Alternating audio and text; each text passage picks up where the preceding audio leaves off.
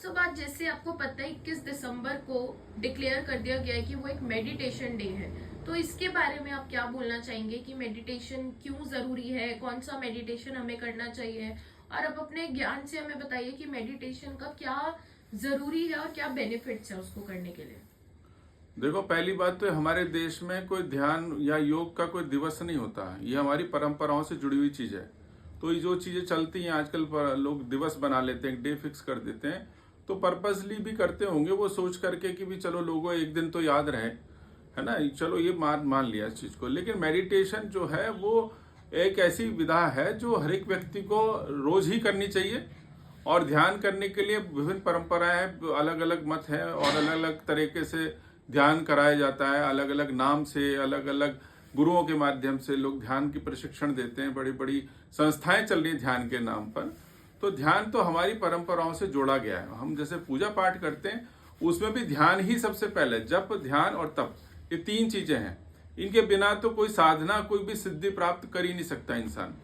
तो ध्यान जो है व्यक्ति को अपने किसी भी गुरु के माध्यम से, कोई भी गुरु जो जानकार है उस क्षेत्र का, वह उसको बताए तो बेहतर है।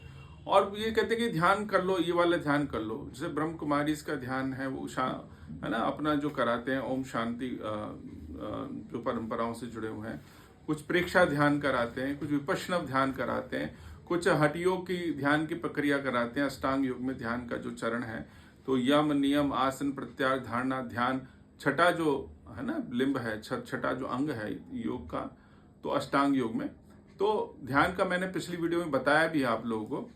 तो ध्यान जो है, ध्यान ज्ञान योग, कर्म योग, भक्ति योग के हिसाब से होता है।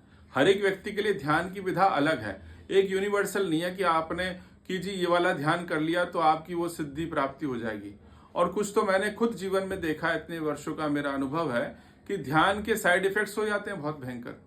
यदि योग्य गुरु के मार्गदर्शन में ना सीखा जाए तो उसके बहुत साइड इफेक्ट्स हैं।